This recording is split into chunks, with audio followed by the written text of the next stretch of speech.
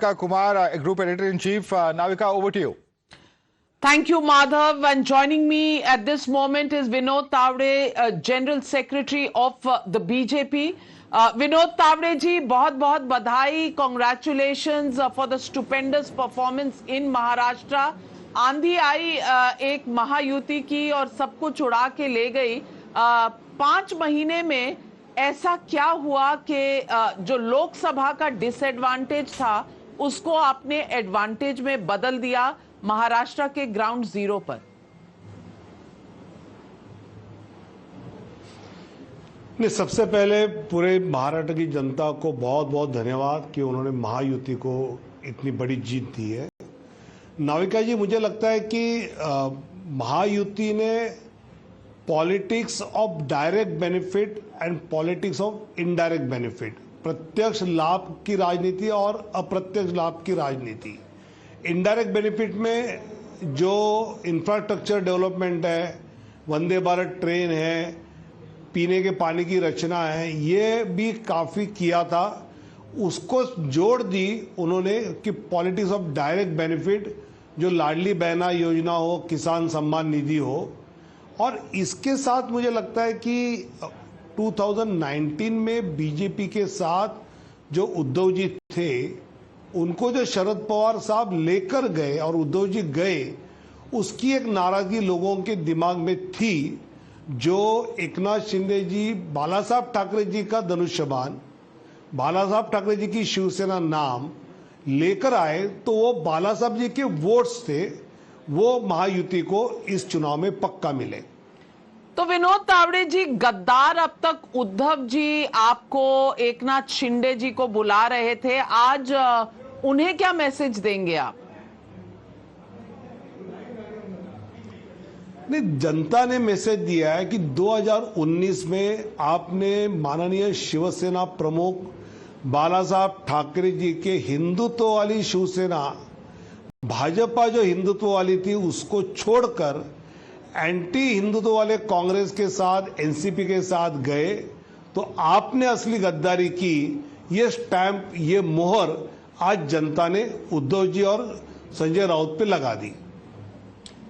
विनोद तावड़े जी, note जिहाद versus vote जिहाद, बहुत आरोप लगे। उद्धव ठाकरे जी ने आप पर पर्सनली नोट जिहाद लगाया, उसके बाद उन्होंने कहा मुंबई की तरफ देखोगे तो काट देंगे।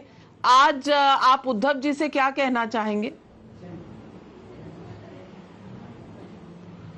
नहीं, मेरा आदरणीय उद्धव जी से कहना यही है कि बिना जान, जैसे मैं नाला सोपारा गया, मेरे गाड़ी में नहीं, कुछ नहीं, कहीं पैसे नहीं मिले, फिर भी आप माहौल बनाते हो, तो मेरे जैसे एक मराठी मिडिल क्लास कार्यकर्ता पर, जिसकी राजनीति 40 साल जनता ने देखी है, उसके विरोध में भी आप बोलते हो, तो जनता कहती है कि ये आप गलत कर रहे हो, आप झूठे हो।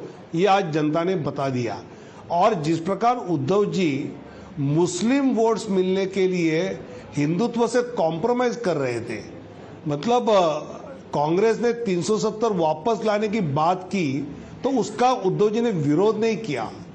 कांग्रेस ने सावरकर जी के बारे में कुछ बात कहना जरूरी था, वो कहा नहीं। कम से कम बाला साहब जी को हिंदू हृदय सम्राट राहुल जी बोले, ये तो वो आग्रह कर सकते थे, वो भी किया नहीं। मतलब हिंदुत्व किस हद तक आपने छोड़ा, ये जनता ने देखा और इसलिए जनता ने आपको नकारा। विनोद तावड़े जी, बीजेपी की जितनी सीटें महाराष्ट्र में आई है, लगभग 85% का स्ट्राइक रेट है। मैं आपसे पूछना चाहती हूं कि महाराष्ट्र चुनाव का हीरो कौन है बीजेपी में?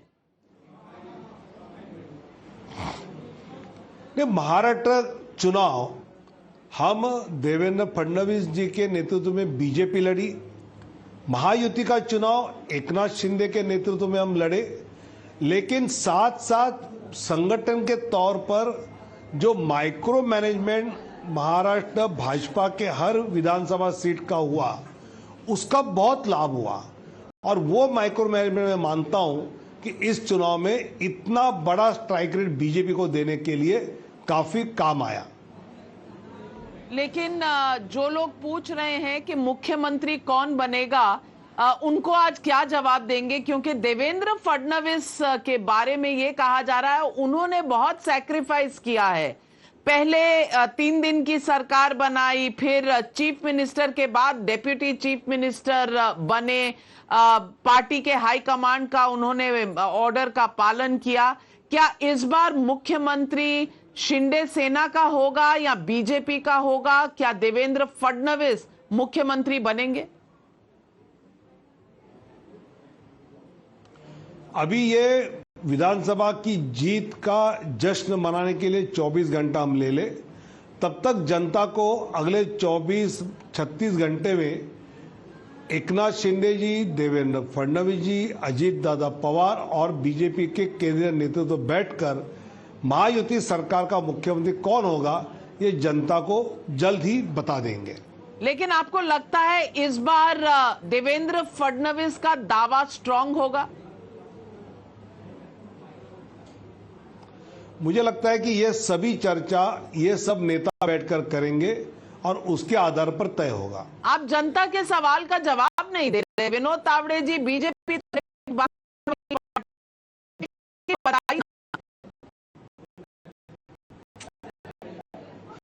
मैंने आपको बताया कि बीजेपी के केंद्रीय नेता और ये 3 लोग बैठकर इसका निर्णय जल्दी करेंगे और जल्दी सीधे सीधे जनता को बता देंगे। मैं ये भी पूछना चाहती हूं कि जो लोग कह रहे हैं ईवीएम खराब हैं, जो कह रहे हैं कि ये ईवीएम महाराष्ट्र में मैनिपुलेट हुए, उत्तर प्रदेश में मैनिपुलेट हुए, इन्हें क्या जवाब देंगे आज?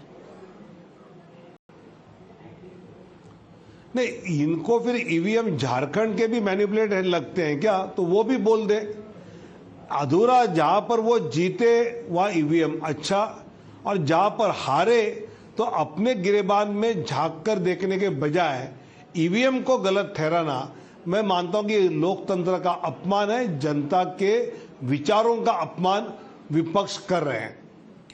मैं आखिरी में आपसे पूछूंगी, आज राहुल गांधी के लिए क्या मैसेज है इस चुनाव से? मुझे लगता है कि महाराष्ट्र की जनता ने जो छत्रपति शिवाजी महाराज, शाहू फुले आंबेडकर, सावित्रीबाई को मानने वाला महाराष्ट्र का जो मतदाता वर्ग है, वो राहुल जी को यही कहेगा, झूठा मत बोलो, हम पागल नहीं हैं। आप अपनी बात पॉजिटिवली रखो और जो बात रखोगे उसको पूरी करो। आपने जो 3000 का वायदा कर्नाटक में किया, आपने पूरा नहीं किया, और हिमाचल प्रदेश में आपने जो वायदे किए वो पूरे नहीं किए। इसलिए इस देश की जनता झूठे राजनेता को कभी भी समर्थन नहीं करेगी, वो मोदी जी जैसे प्रामाणिक नेता के साथ रहेगी। ये आज फिर एक बार महाराष्ट्र की जनता ने दिखा दिया। विनोद तावड़े जी, अंत में बहुत बहुत बधाई, कॉन्ग्रेचुलेशंस। और एक है तो सेफ है का नारा कहीं ना कहीं कॉन्स्टिट्यूशन खतरे में है, जाति जनगणना पर भारी पड़ा। बीजेपी और महायुति की जो जीत है वो यही दिखा रही है। हमारे साथ जुड़ने के लिए आपका बहुत बहुत धन्यवाद। बिल्कुल, नमस्कार।